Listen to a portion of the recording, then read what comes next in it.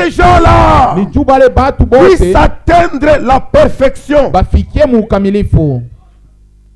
Ce message est donné pour la perfection. Sans nous, personne ne peut atteindre la perfection. C'est pourquoi il nous a été donné beaucoup et il nous sera redemandé beaucoup.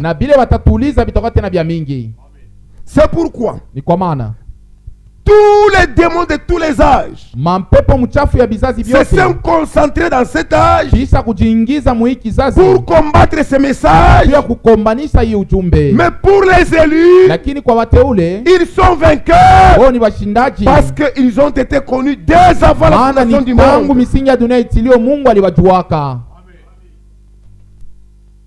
L'esprit de confusion dans cet âge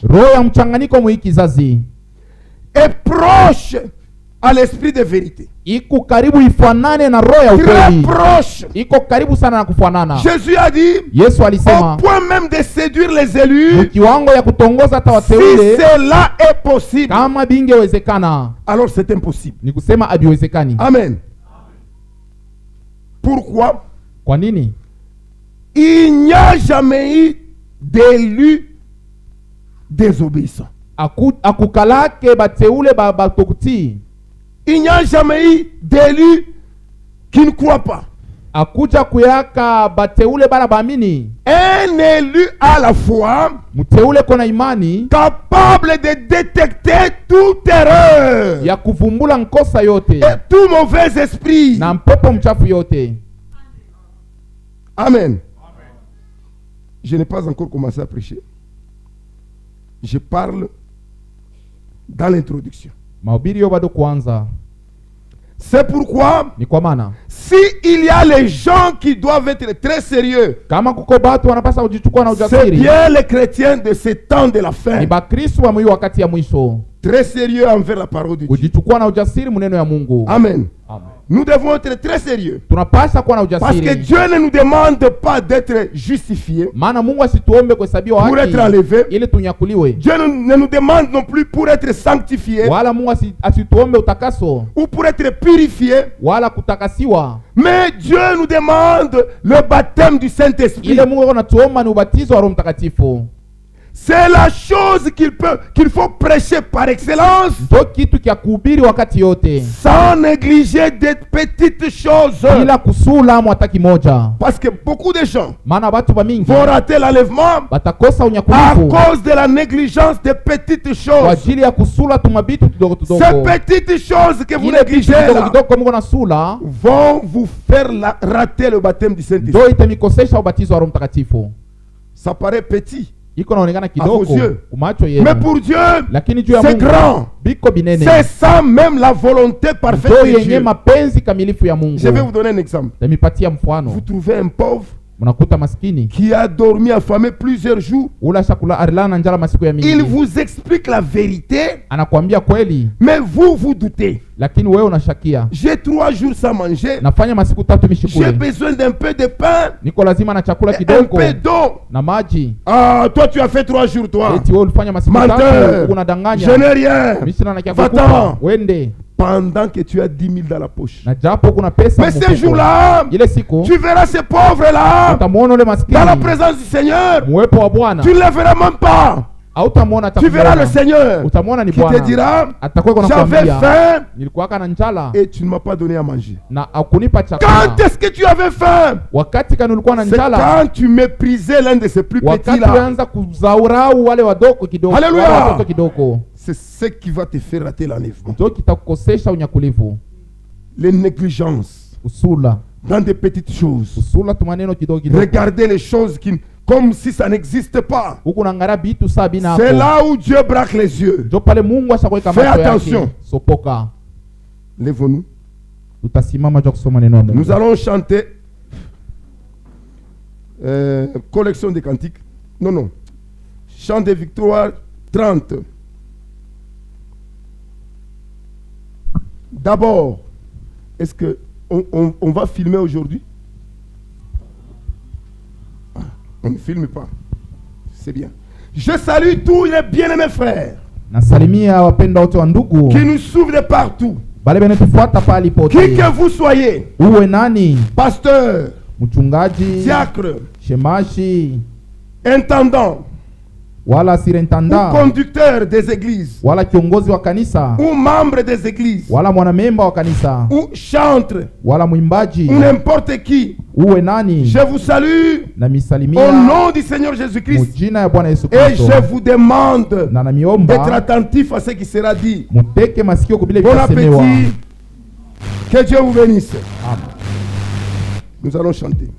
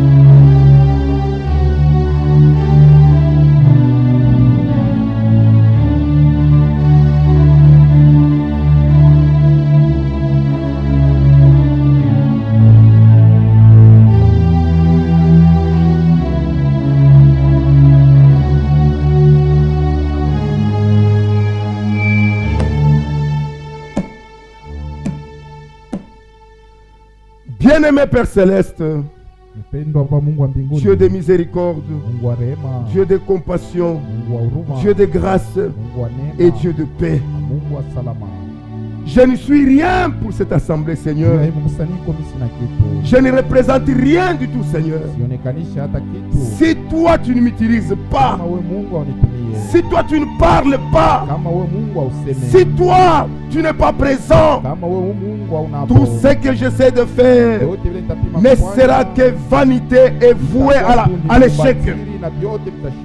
C'est pourquoi, Seigneur, descends en ces lieux. Je me rappelle quand tu étais à la croix, tu as crié, mon Dieu, pourquoi m'as-tu abandonné? Aujourd'hui, sois mon secours. Par le secours de l'homme ne viendra ni de l'Orient ni de l'Occident, mais le secours de l'homme vient de l'Éternel. Descends, Seigneur. Si tu me bénis, toute l'église sera bénie. C'est pourquoi écarte-moi de la scène, pénètre dans la scène, parle à ton peuple, que ces paroles soient gravées dans leur cœur, que ceci pénètre et demeure à jamais. À toi seul l'honneur, à toi seul la puissance, à toi seul la gloire. Au nom de Jésus-Christ. Aide aussi nos bien-aimés frères qui sont dans l'internet, qui sont connectés, qui qu'ils soient, qu'ils reçoivent la grâce et la bénédiction ce matin. Et que Satan s'écarte de leur chemin, qu'ils puissent trouver le chemin libre que tu as préparé. Et tu as déclaré que même l'insensé, il marchera sans se perdre. À toi seul l'honneur, la puissance et la gloire. Au nom puissant et glorieux et merveilleux de notre Seigneur et Sauveur Jésus-Christ. Amen. Sans plus tarder, nous allons lire dans Matthieu chapitre 15. Matthieu chapitre 15, le verset 18. Mathayo 15 mstari ya 18.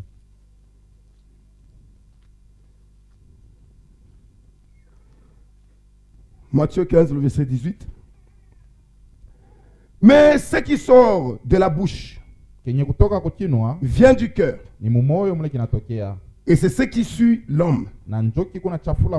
Car c'est du cœur que viennent les mauvaises pensées, les meurtres, les adultères, les débauches, les vols, les faux témoignages, les calomnies. Voilà les choses qui suivent l'homme. Mais manger sans s'être lavé les mains, cela ne suit point l'homme. Que Dieu bénisse la lecture de sa parole et que Dieu bénisse votre audition. Aujourd'hui, nous allons prendre un petit sujet. Le cœur de l'homme. Le cœur de l'homme.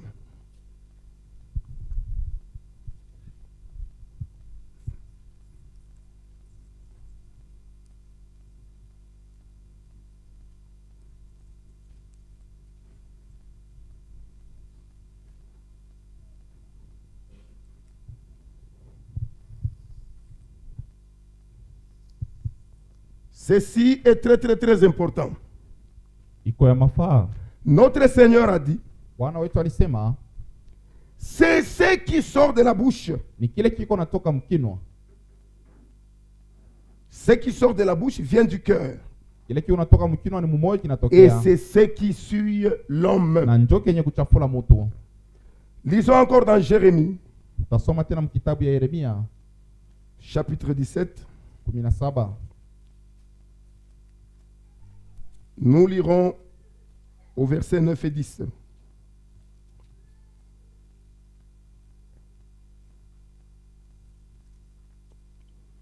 mstari wa 9 mpaka 10. Le cœur est tortué par-dessus tout. Et moyo kwenye kuvunjika juu ya vyote, et il est méchant. Na iko na bubaya. Qui peut le connaître? Nani anaweza kuivumbula?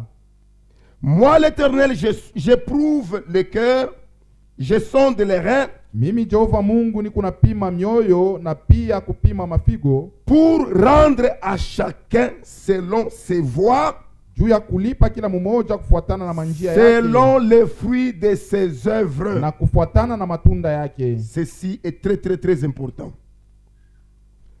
Quiconque marche, wote leko natembea, quiconque vit, wote leko naishi, il marche et il vit grâce à son cœur.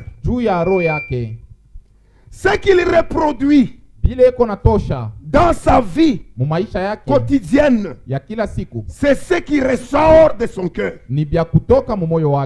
C'est pourquoi Pierre a dit, nous ne vous présentons pas des fables maadisi ya batu habilement conçu. Non, la parole de Dieu, neno ya Mungu, ce ne sont pas des fables habilement conçues. Quand quelqu'un passe à la chair ici, il commence à faire de l'humour et des plaisanteries sans pour autant que ce soit la parole de Dieu. Dieu va lui retourner cela. Parce que Dieu paye à chacun selon ses œuvres. Amen. S'il y a de l'humour, s'il y a des plaisanteries, que cela soit la parole de Dieu. En dehors de la parole de Dieu, ne dites même pas amen à cela, parce que la Bible dit que tout homme soit reconnu menteur et que Dieu seul soit vrai. Ce ne sont pas des fables habilement conçues. 2 Pierre 2 Pierre chapitre 1 à partir du verset 16. Ce n'est pas en effet en suivant des fables habilement conçues que nous vous avons fait connaître les puissances et la puissance et l'avènement de notre Seigneur Jésus-Christ. Mais c'est comme ayant vu la majesté de nos propres yeux. Car il a reçu de Dieu le Père l'honneur et gloire. Quand la gloire magnifique lui fit entendre une voix disant,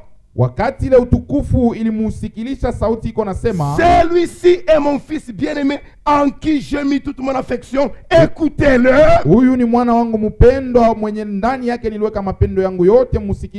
Et nous avons entendu cette voix venant du ciel lorsque nous étions avec lui sur la sainte montagne. Aujourd'hui, la même chose se reproduit. Quand le frère Branham recevait ces mystères dont nous prenons comme des cartes à jouer avec, l'ange descendait, l'ange lui parlait.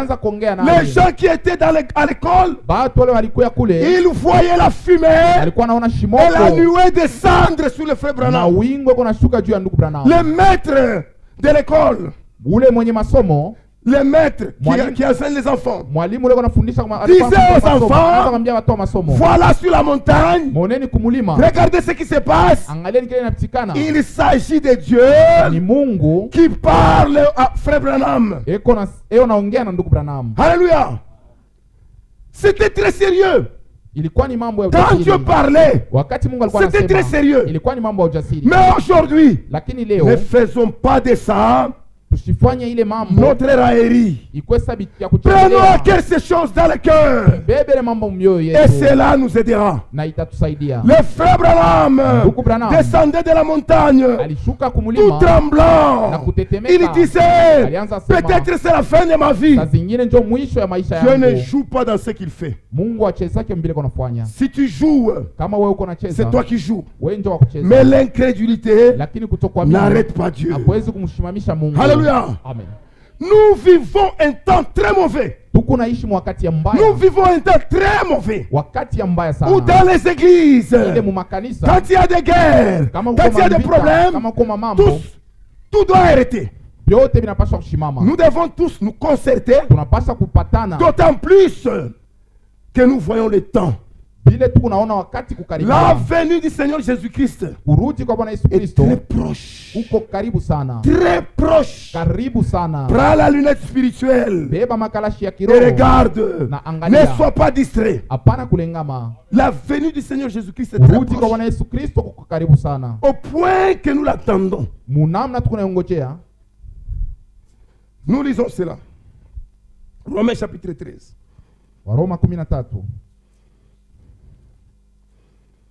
Ce n'est pas le temps de dormir. Dans les distractions de se jouer avec les choses de ce monde.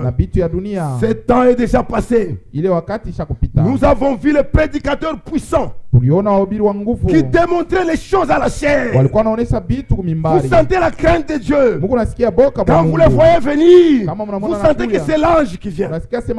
Aujourd'hui, ils sont morts dans l'adultère. Ils sont morts dans l'escroquerie. Ils sont morts dans l'ignorance. Vanité de vanité. Tout est vanité. Ce que l'homme élève, c'est une abomination devant Dieu. Alléluia. Dieu voit le cœur. Et le cœur humble et doux. Par le Saint-Esprit.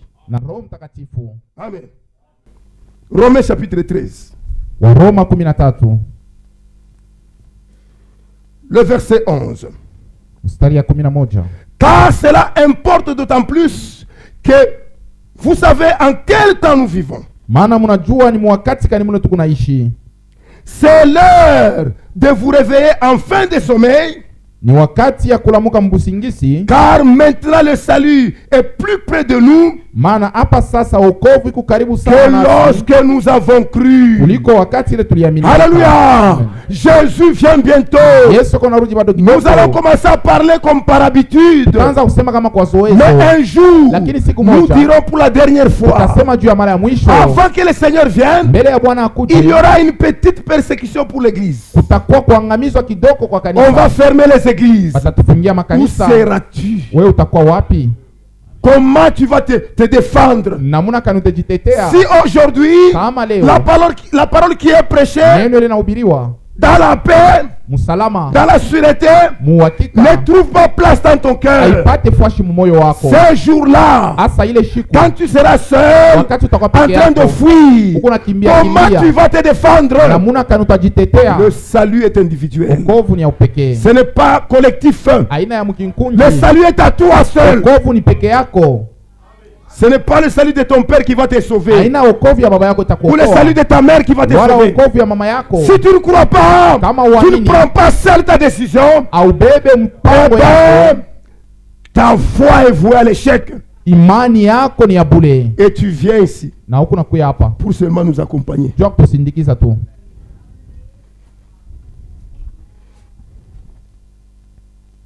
La nuit est avancée.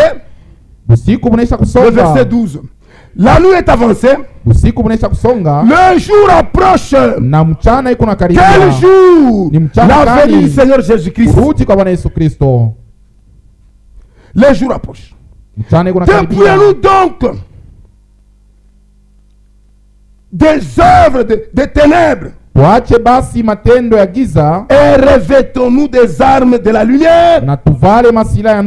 Marchons honnêtement comme en plein jour. Pendant les ténèbres, Toi, tu as reçu la lumière. Et Dieu ne t'a pas dit, soyez la lumière de l'église.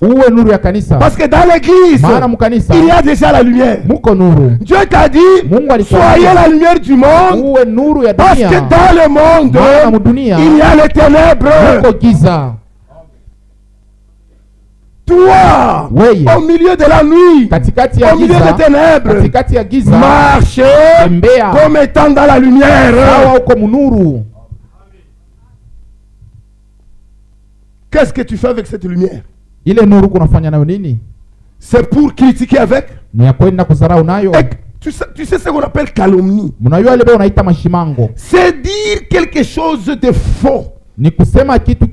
Quelque chose qui n'existe pas. On te dit, tu crois, tu acceptes, tu es séduit et tu vas mourir la mort qui ne t'appartient pas. Et le monde dit,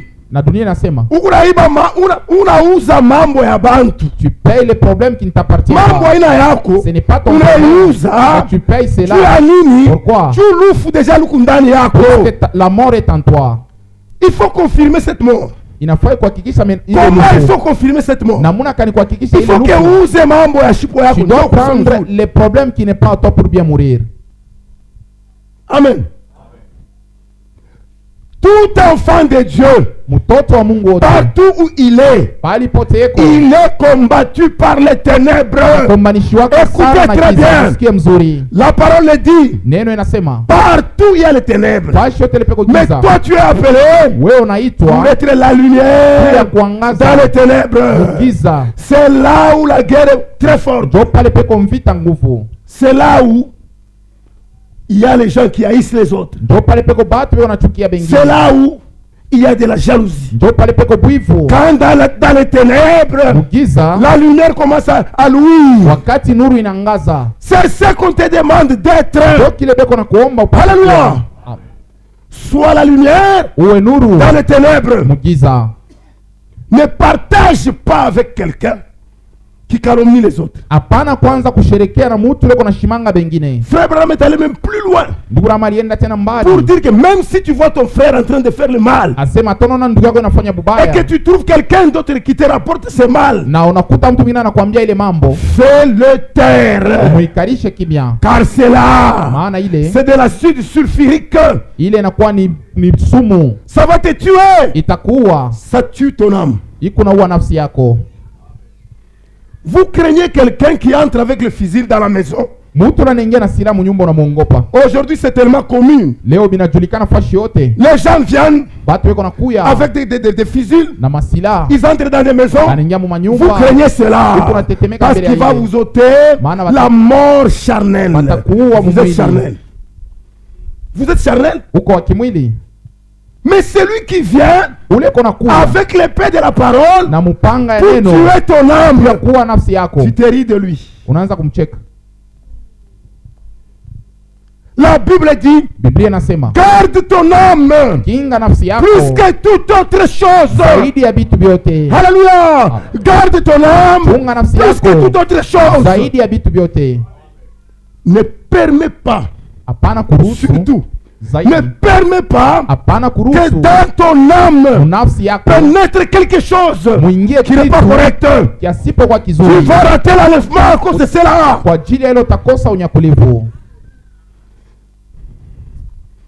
Tu vas rater l'enlèvement à cause de cela. Nous ne vous présentons pas des fables habilement conçues. Ça ne vient pas de notre tête. Dieu a parlé à son prophète. Il lui a donné la parole. Et nous avons la nourriture spirituelle au temps convenable pour notre préparation. Ce n'est pas du blague. Alléluia. Ce n'est pas du blague. Il faut bien tourner la langue avant de prononcer un mot. Parce que l'ange est là en train de regarder. Il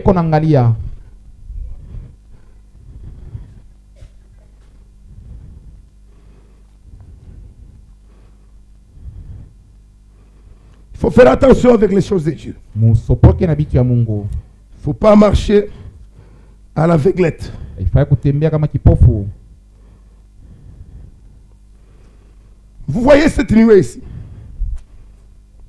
Munaona hii wingu? Vous voyez cette nuée ici? Munaona hii wingu? Vous voyez ça très bien. Quand l'ange était avec le frère Branham, wakati malaika alikuwa pamoja na ndugu Branham, il a commencé à lui parler. Balianza kuongea. Il lui a parlé. Anaongea naye. Après, na kisha il a vu une constellation des oiseaux. Akaona kujiunga kwa ndege. La première constellation était des petits pigeons. Kujiunga kwa kwanza ulikuwa ni kwa ndege kidogo. 7 qui sont venus devant lui. Basawa alikuwa mbele yake. Et la deuxième constellation, na kujiunga kwa pili, c'était des grands pigeons. Ni bandeke babanene. Qui sont venus devant lui. Bale walikuwa mbele yake. Et frère Branham recevait le message de Dieu. Na ndugu Branham anaanza kupokea ujumbe wa Mungu. Et quand l'ange a terminé à lui parler, wakati malaika anaanza kuongea naye, ces pigeons ont tourné en vitesse. Ile mandeke ilizunguluka na mbio. Et ils étaient repris au ciel. Na kurudia mbinguni.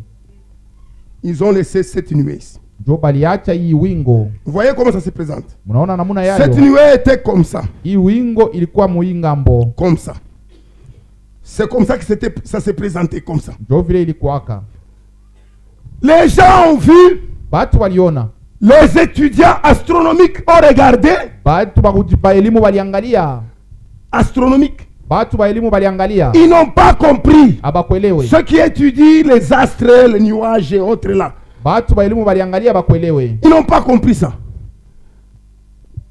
Ils ont amené chez les spécialistes. Banapeleka kwenye kujijua sana. Il a essayé d'approcher l'image. Anapima kukokota. Il a regardé. Anangarishisha. Il dit que cette image, anasema hii picha, cette nuée ici, hii picha est surnaturelle. Hii picha ni ya maajabu. Il n'est pas lié aux autres nuées. Haiungane na ile mawingu. Il est à une grande distance bas. Hiyo iko ya chini que les autres. Kuliko ile ingine. Ça c'est surnaturel. Hii ni ya maajabu. Ils ont tiré des photos. Banabamba mapicha. Et ils sont allés étudier cela. Na banenda kuifunda. Pendant qu'ils ont étudié, c'est ça. Wakati baliifunda ni hii picha. Je n'en ai pas en couleur, sinon vous allez bien voir ça. Alors quand ils ont étudié ça, wakati walijifunza, ils ont mis ça dans le musée. Balienda kuiweka mu musée. Ils n'ont pas compris. Abakuelewe. Quand le frère Branham est allé dans le musée pour voir ça, wakati Branham alienda mu musée jua kuiona, le Saint-Esprit lui a dit, Roho Mtakatifu anamwambia, tourne légèrement vers la droite. Uigeuze kuume. Il a tourné comme ça. Akaigeuza. Vous voyez maintenant? Naona sasa. C'est l'image qui représente la tête de quelqu'un. Ni picha iko inaonyesha kichwa ya mtu avec une perruque blanche à la tête. Na nywele mweupe kwa kichwa. Quand vous voyez en couleur, kama mnaiona murangi, vous allez voir que ses yeux sont en train d'éclairer. Mtaona macho yake kuna ng'aa. Comme la lumière, plus que la lumière du soleil. Macho yake kuna ng'aa sawa jua. Et dans sa bouche, na mkino yake, il sortait du feu. Mulikuwa natoka moto. Alléluia. Amen. Et il regardait. Na aliangalia. Le frère Branham a dit. Branham anasema. Il a interprété ça. J'ai laissé la brochure, je l'ai oublié à la maison. C'est dans la brochure intitulée Le lever du soleil. Il a interprété ça, il dit. C'est comme les juges d'Angleterre d'autrefois qui portaient des perruques blanches à la tête avant de juger. Pour montrer que c'est de là où vient la sagesse. Ceci, Daniel a parlé de ça en Daniel 12. Il a représenté l'ancien du jour avec les cheveux blancs pour juger. Et Daniel et frère Branham a dit, c'est conformément à Apocalypse chapitre 1 verset 14. Apocalypse chapitre 1 verset 14. Ufunuo sura ya kwanza mstari ya 14. Écoutez, sa tête et ses cheveux étaient blancs comme de la laine blanche, kichwa na nywele yake ilikuwa mweupe kama manyonya ya kondoo, comme de la neige. Kama vile theluji. Ses yeux étaient comme une flamme de feu. Macho yake ilikuwa kama kimbiriti ya moto. Amen. C'était comme ça. Ndio vile ilikuwa. Alors le frère Branham me dit, Branham anasema, pourquoi il s'est présenté comme cela? Kwa nini alijionesha mwile namuna?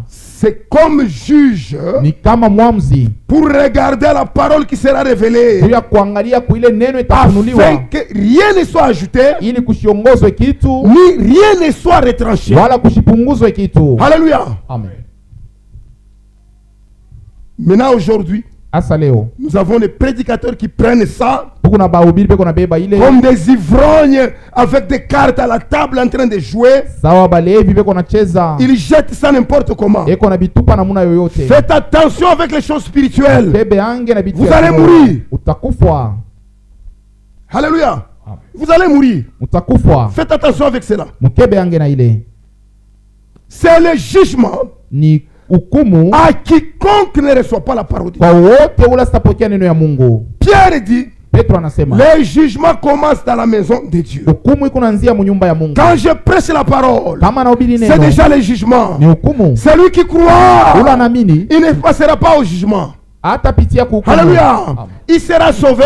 Ataokolewa. Il ne passera pas au jugement. Atapitia kuhukumu. Celui qui ne croit pas, ula nakatala kuamini, il signe sa condamnation ici même. Hapa chini. Alléluia. Il signe sa condamnation ici même. Eko napiga saini pa hukumu yake. Quand Frère Branham prêchait, il tremblait. Et il a dit, partout où ce message sera prêché, dans toute sa pureté, la colonne de feu descendra pour confirmer cela avec des signes, avec des prodiges, avec des miracles. Amen. La raison pour laquelle les signes, les miracles et les prodiges quittent de l'église, c'est parce que les fables sont prêchées. Alléluia. Allez dans les églises formalistes de ces messages. Il n'y a pas de miracle. Il n'y a rien du tout. Le prédicateur, pour produire un miracle, il va chercher un mouchoir magique pour commencer à faire comme ça et faire tomber les gens. Miséricorde et dommage.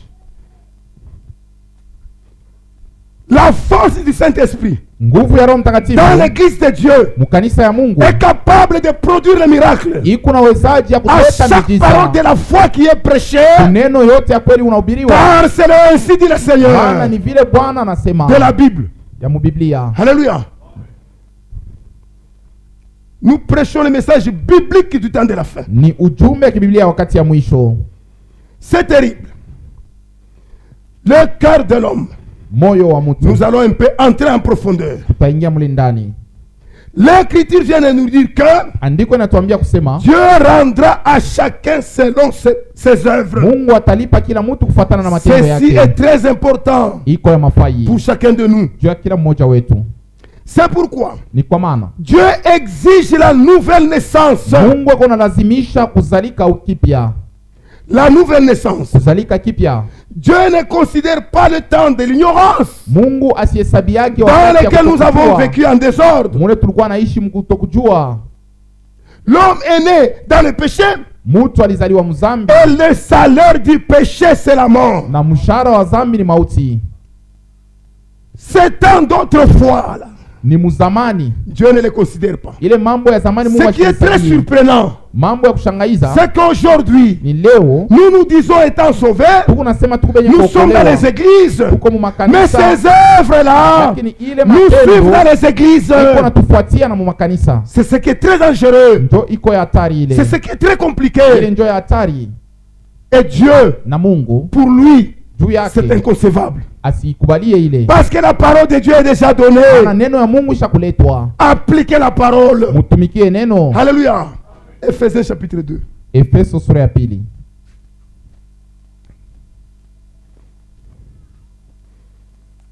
chapitre 2. C'est terrible. C'est terrible ce que nous voyons. C'est compliqué. Ephésiens chapitre 2, nous commençons par le verset 1. Vous étiez morts par vos offenses, par vos péchés, dans lesquels vous marchiez autrefois, mule mulikuwa natembeleaka zamani, selon les trains de ce monde, kufuatana na tabia ya dunia, le prince de la puissance de l'air, kufuatana na bafalme baewa. Le prince de la puissance de l'air, c'est le diable. Na ule mfalme wa uwezo ya mwewa ni shetani. Vous étiez sous les trains du diable, mulikuyaka chini ya uongozi wa shetani, sous conduite du diable, chini ya uongozi wa shetani, en train de vivre comme un démon. Ulikuwa naishi kama pepo mchafu. De l'esprit qui agit maintenant dans les fils de la rébellion. Na ile roho iko natenda hapa sasa mioyo ya wana wa tombozi. Nous tous aussi nous étions de leur nombre. Nasi wote tulikuwa katikati yao. Et nous vivions autrefois, na zamani tulikuwa naishi selon les convoitises de notre chair, kufuatana na matamaa ya mwili, accomplissant la volonté de la chair, mkutimiza mapenzi ya mwili, et de nos pensées, pia mapenzi ya mawazo yetu. Et nous étions par nature des enfants de la colère, comme les autres. Na kwa kawaida tulikuwa watu wa kasirani kama wengine. Alléluia. C'est comme ça qu'on vivait. Aujourd'hui, on ne doit plus retourner dans ces bourbiers. Si nous retournons dans ces bourbiers, nous n'avons pas reçu la nature de l'agneau. Quand nous avons cru, nous avons reçu la nature de la truie. Alléluia. Et nous retournons dans les bourbiers avec cette parole dans nos mains. C'est très dangereux. Dieu voit tout. Dieu connaît tout. Dieu voit ton cœur. Il voit même ce que tu vas penser demain. Avant de prononcer un mot, Dieu voit déjà ça. Tu trompes les hommes. Tu ne trompes pas Dieu. Alléluia. Tu trompes les hommes. Crois-tu tromper Dieu en faisant cela? Maintenant, aujourd'hui, ouvre ton cœur de tout ton cœur. Laisse le cœur à Dieu. Laisse Dieu diriger ton cœur. Ne trompe pas furtivement. Tu trompes furtivement. Furtivement, comme un serpent là. Dieu te connaît. Un jour, il rendra tes jours ouvrables. Et tout cela sera connu de tous. On ne blague pas avec Dieu. David avait commis adultère seul. Il avait caché tout. L'homme selon le cœur de Dieu. Mais Dieu a présenté devant le public toutes ces femmes. 300 femmes sont allées vers un homme seulement. Mais les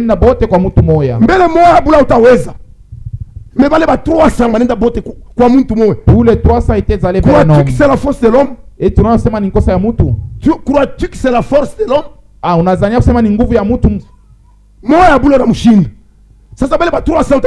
Tu n'y arrives pas à une seule commande. C'est Dieu qui accomplissait sa parole pour rendre à David selon ses œuvres. Il est le même Dieu hier, aujourd'hui et éternellement. Ce que tu fais va te retourner. Ça va te retourner un jour.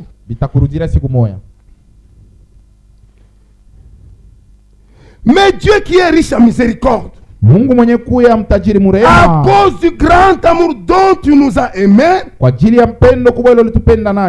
étions morts par ses offenses, par nos offenses, nous a rendus vivants avec Christ. C'est par la grâce que nous sommes sauvés. Alléluia.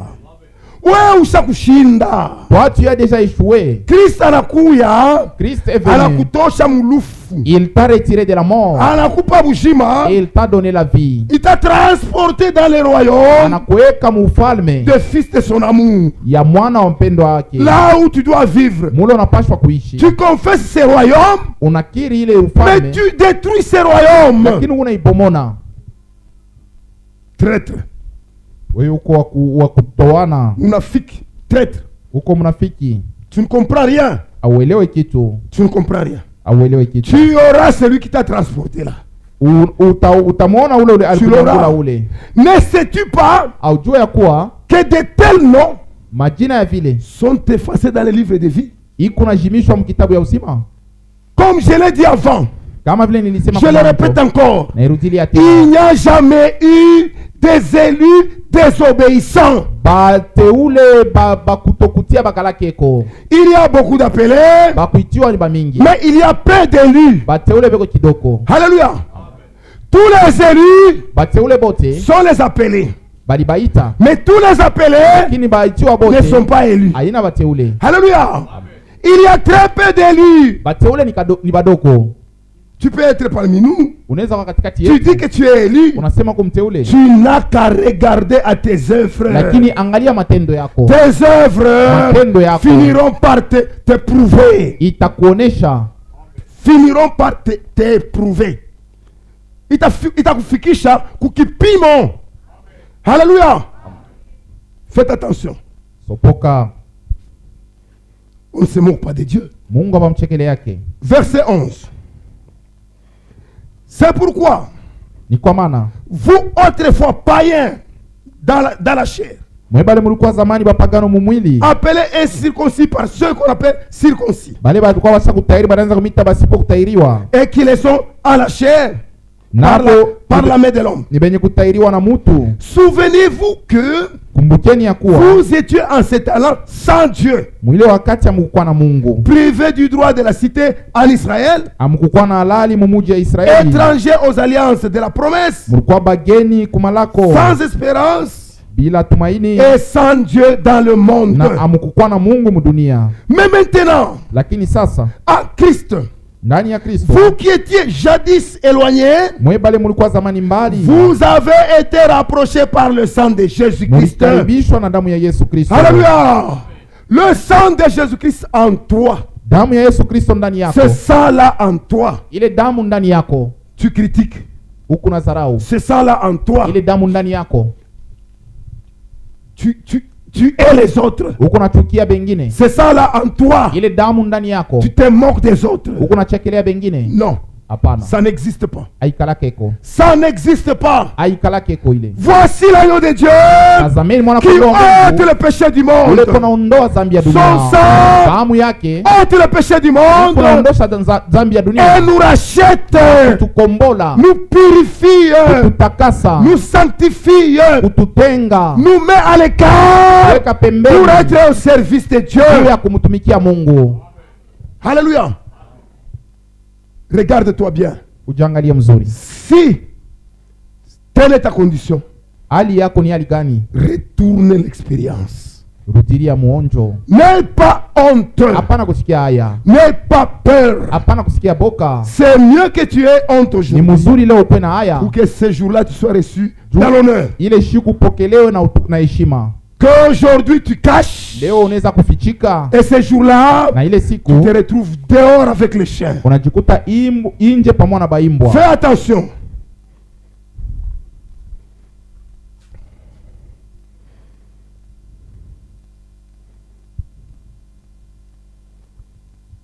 Nous devons faire attention. Je dois continuer jusqu'au verset 18. Car il est notre paix. Lui qui des deux n'en a fait qu'un. Lui qui des deux n'en a fait qu'un. Amen. Il a renversé le mur de séparation, l'inimitié. Ce mur de séparation ile ukuta ya kukabulana et l'inimitié na kutokupatana. Amuna barafiki Mungu pamoja, vous êtes ensemble mais amukishiriki pamoja, mais vous ne vous accordez pas. Quelle hypocrisie. Ni unafiki gani ule? Mungu pamoja, vous êtes ensemble, mais Mungu mtu mankunji, mais vous avez des groupes ou des sectes. Quel dommage. Ce n'est pas ça que le Seigneur voit. Ce n'est pas ça que le Seigneur aime. Il te manque une parole que tu n'accomplis jamais de ta vie. Et c'est cette parole qui te tuera. Va vers ton frère. Quand ton frère fait le mal, que toi tu vois, n'associe pas l'autre pour en critiquer, pour en parler. Toi, va vers ton frère. Parle avec ton frère dans l'amour, sans une pression, des ailes amères.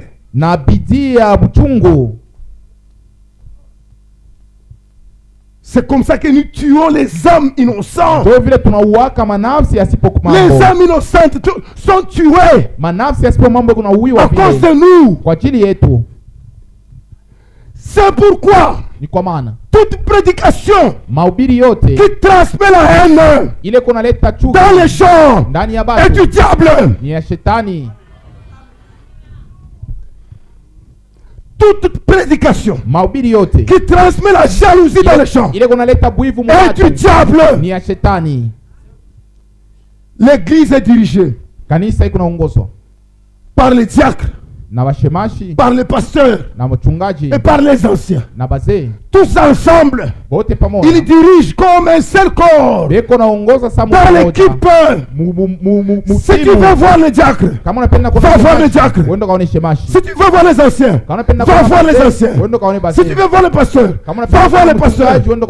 Tu dois faire ça selon que l'Esprit te conduit. Parce que là où il y a l'Esprit de Dieu, c'est là où il y a la liberté.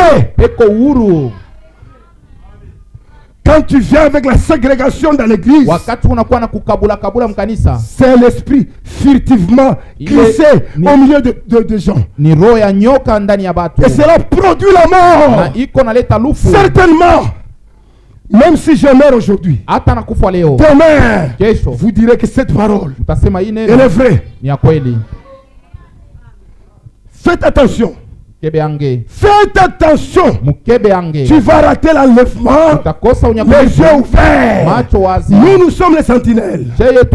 Nous sommes obligés de vous parler de tout ce qui se passe dans les ténèbres spirituelles, afin que chacun prenne son sang dans ses mains. Si tu meurs, c'est toi-même qui dois mourir. Ce n'est pas moi. Alléluia. Il faut faire attention avec l'église de Dieu vivant. Si quelqu'un il ne saura rien. Le service de Dieu est très difficile. Un véritable ministre de Dieu, il s'humilie. C'est pourquoi, même dans la prédication, je ne peux pas me prêcher. Je ne peux pas me lever. Pourquoi? C'est Christ qui œuvre. Alléluia. Et si je viens vous prêcher ici, c'est pas moi qui parle, c'est Dieu qui parle. Alléluia. Maintenant, si c'est moi qui parle, j'aurai affaire avec Dieu. Il faut faire attention. Il faut faire attention. Il faut limiter les choses là où Dieu les limite et marcher selon la volonté de Dieu et non pas selon la convoitise des hommes qui se corrompent dans la mort. Vous allez mourir.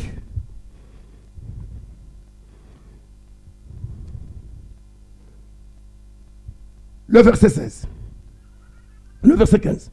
Et anéanti par sa chair la loi des ordonnances dans les prescriptions qu'il a voulu créer, à lui-même avec les deux seuls hommes, les deux en un seul homme, un seul homme nouveau, en établissant la paix. Ule mtu wako wa zamani,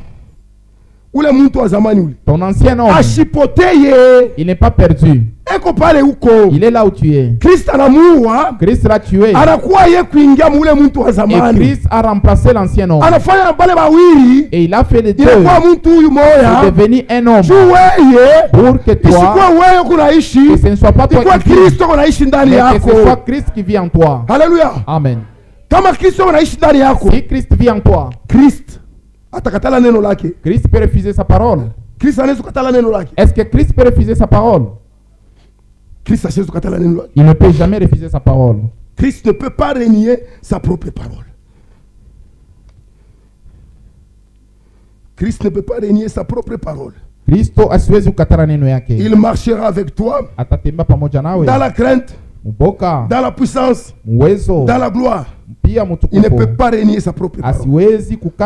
Non, non, non, non. On va y arriver. On va y arriver. Ce qui est surprenant aujourd'hui, c'est que parmi nous, nous confessons que nous sommes chrétiens. Ces choses reviennent. Ces choses-là, les mauvaises choses, reviennent. Pourquoi cela? Ça revient parmi nous. Pourquoi? Parmi nous les croyants.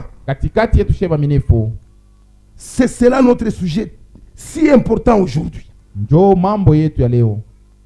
Pour comprendre pourquoi que l'on comprenne pourquoi cela rentre. C'est parce que nous n'avons pas suivi le processus complet de la rédemption.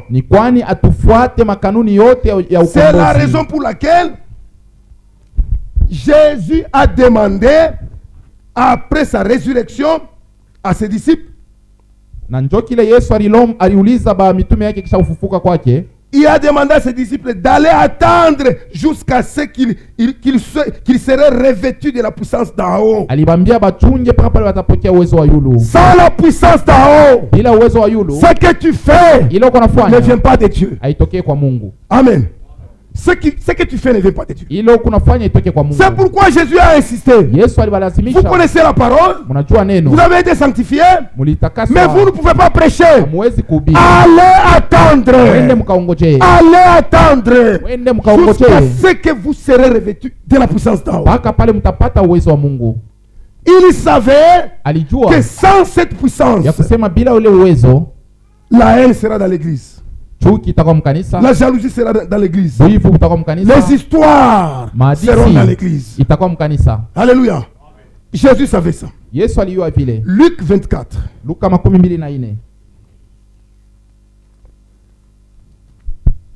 Luc chapitre 24.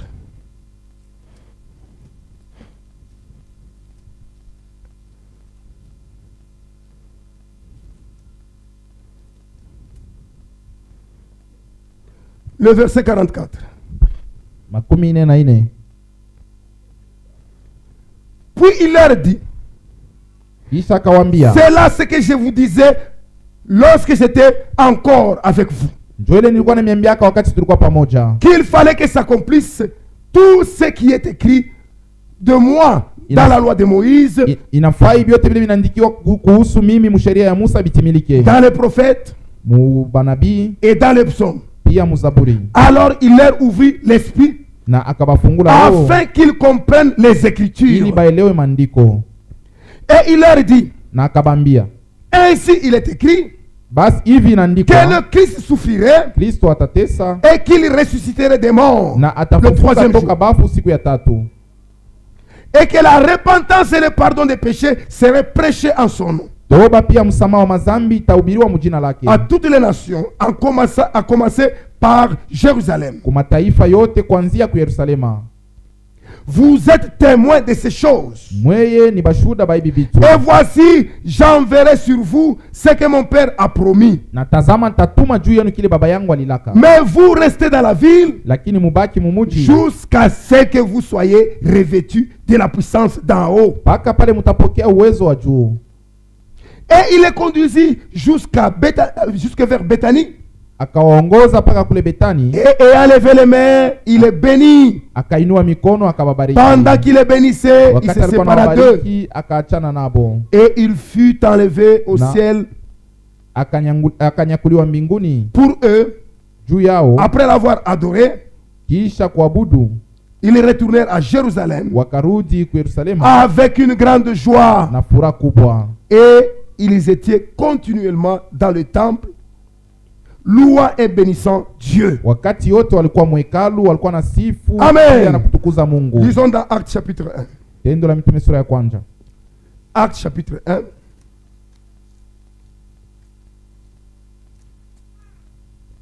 Nous lisons les versets 8 jusqu'à 14. Mstari ya 8 mpaka 14. Mais vous... Non, commençons par le verset 4, c'est bien, pour comprendre les choses. Comme il se trouvait avec eux, il leur recommanda de ne pas s'éloigner de Jérusalem, mais d'attendre ce que le Père avait promis, ce que je vous ai annoncé, leur dit-il. Savila alikuwa pamoja nabo, akabambia basiende mbali na Yerusalema, lakini bachunge baba bapatie kila lilaka vila libatangazia anabambia. Car Jean a baptisé d'eau, mais vous, dans peu de jours, vous serez baptisés du Saint-Esprit. Kwa maana Yohano alibatiza na maji, lakini mweye mu masiku kidogo mtabatizwa na Roho Mtakatifu.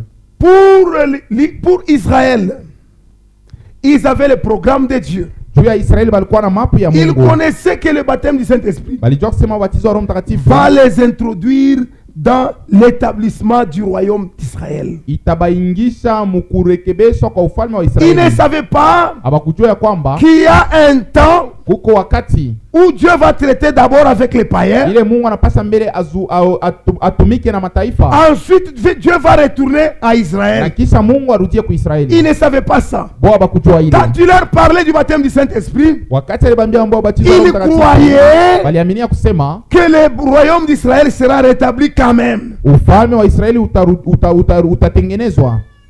ce moment-là. C'est pourquoi ils ont posé cette question à Jésus. Alors les apôtres réunis lui demandèrent: Seigneur, est-ce en ce temps que tu rétabliras le royaume d'Israël? Il leur répondit: ce n'est pas à vous de connaître le temps ou le moment que le Père a fixé de sa propre autorité. Na Yesu akawajibu, aina mweba kujua wakati pia muda ile Baba alitia kupitia mamlaka yake. Cela était un mystère. Ile ilikuwa ni siri. Cela était caché. Kwa yenye kufichwa. Dieu a caché à Israël Mungu alimuficha Israeli le temps des nations. Wakati ya mataifa. C'est ce que nous lisons dans Romains chapitre 11. Ile tunasoma mu Roma 11. Romains chapitre 11. Wa Roma 11. Je vais lire directement le verset 25. Romains chapitre 11. Car je ne veux pas, frères, que vous ignorez ces mystères, afin que vous ne vous regardiez point comme sages. Sipende ndugu mupate kutokusau hii siri, ili mupate kujiangalia kama benye hekima. Une partie d'Israël est tombée dans l'endurcissement. Kipande ya Israeli ilianguka mkukaza kwa mioyo, jusqu'à ce que la totalité des païens soit entrée. Paka na pale wapagano wote wataingia. C'est un mystère qui était caché aux Juifs. Ilifichwa kwa Wayuda. Le verset 26. Et ainsi tout Israël sera sauvé. Na Israeli yote itaokolewa. Selon qu'il est écrit, le libérateur viendra de Sion. C'était ça la réponse que les apôtres attendaient à Jésus. Quand ils ont posé cette question-là, ils croyaient que Jésus va répondre avec cette écriture. Mais il dit que ça ne vous regarde pas. C'est Dieu qui a placé ça selon son autorité. Vous faites ce que je vous dis.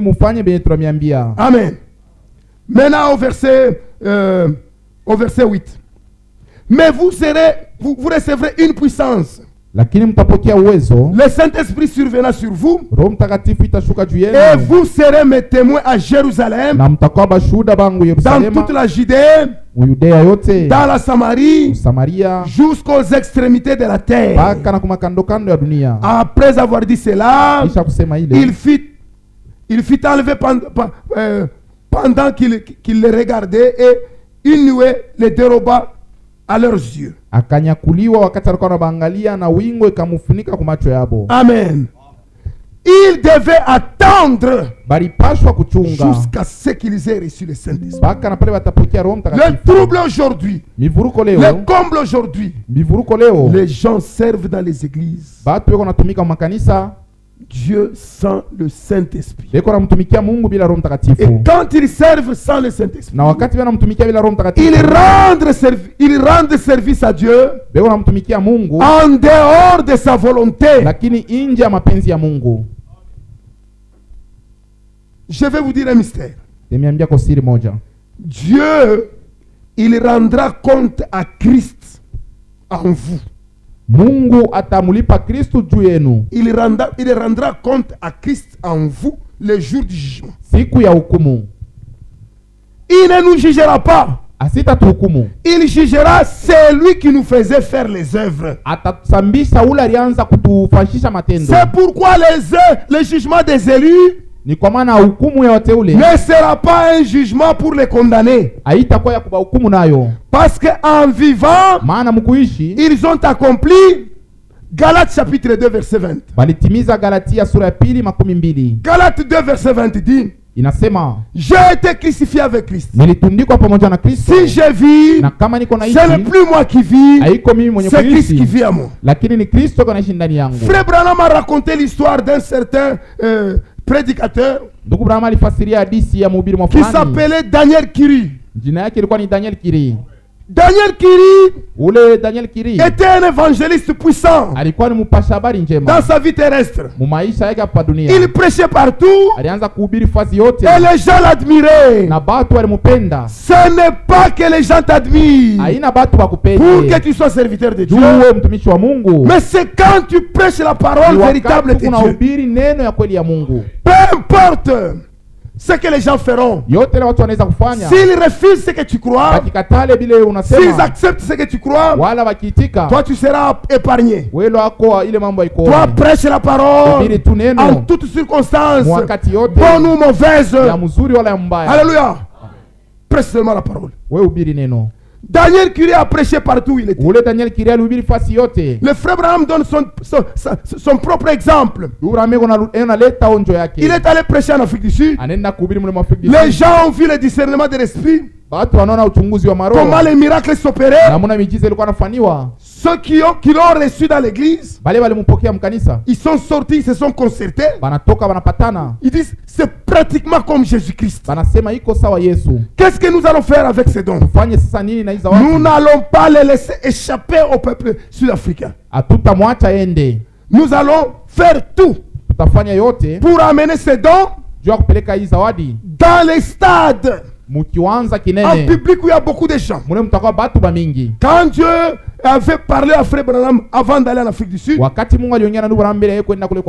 lui a dit d'aller prêcher une fois et retourner pour aller se reposer à la chasse. Maintenant, quand il a terminé à prêcher, ces gens qui se sont concertés sont allés le voir. Mais regarde, nous avons jugé par notre conseil de l'église que ce que tu as fait ici, si tu l'avais fait au milieu des gens, que les gens voient vraiment ces dons ici, certainement le peuple sud-africain sera béni. Frère Branham regarde, il dit ça aussi, vraiment. Au lieu de dire que Dieu m'a dit, si je quitte, je dois d'abord retourner. Lui, il dit, ben, qui va organiser ça?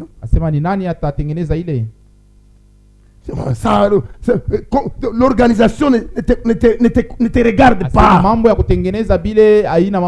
Nous allons organiser nous-mêmes. Toi, dis seulement oui ou non. Frère Branham dit, mais la chasse aussi, je dois aller à la chasse.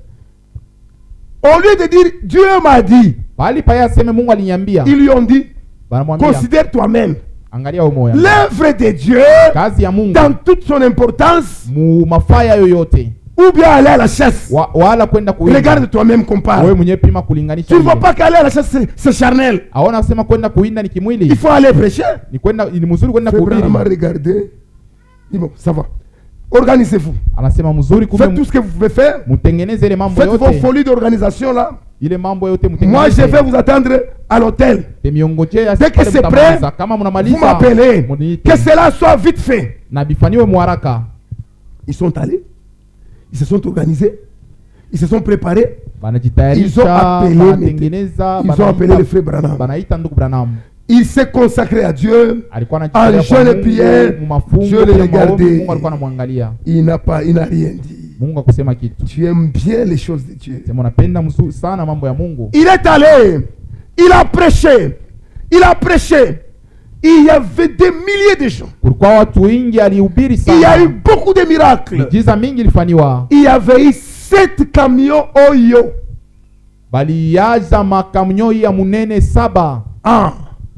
Des trailers. 7 camions remplis de béquilles. Remplis de blancards. Remplis des histoires des hôpitaux. Sur lesquels étaient des malades qu'on les amenait là-bas. 7 camions. Le frère Branham dit, jamais de ma vie, je n'ai jamais vu dans tout mon ministère ce qui était arrivé ce jour-là. Quand il a terminé, il s'est frotté les mains. J'ai fait la volonté de Dieu. Ça c'est vraiment la volonté de Dieu. Je vais donner à Dieu un bon témoignage. Pendant qu'il quittait la chair, il est entré dans sa chambre d'hôtel pour se préparer afin qu'il puisse partir. Dieu descend. Pourquoi tu as pris ma gloire? Pour te sanctifier toi-même. Pourquoi tu as pris ma gloire? Pour que ton nom soit renommé. Comment ça? Tu as commis l'erreur que Moïse avait faite. En prenant mon nom. Pour te sanctifier toi-même. Tu n'allais pas faire ça.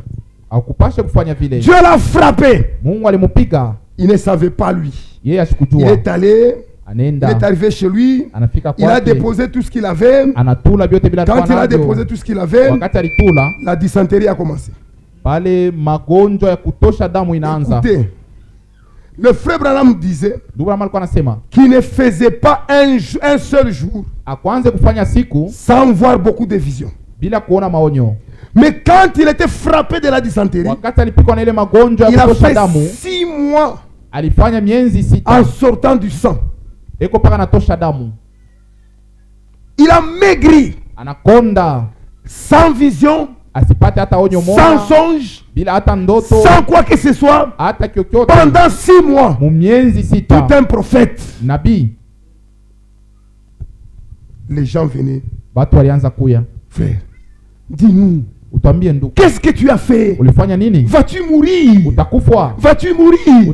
Dis, non, je ne mourrai pas. Je connais la parole de Dieu. Dieu frappe. Dieu châtie ceux qu'il aime. Alléluia. Il m'a châtié pour que je retourne dans la voie de Dieu. Je ne suis pas maudit. Alléluia. Après 6 mois, sans vision, sans songe, sans prêcher, cloué au lit, Dieu l'a relevé. Utacheza tena. Tu vas encore t'amuser. Utacheza tena. Tu vas encore t'amuser ou jouer. Mungu abachezake naye. Ne joue pas avec Dieu. Usicheze na Mungu. Ne joue pas avec Dieu. Cheza na vitu vingine hapa. Joue avec autre chose, pas avec Dieu.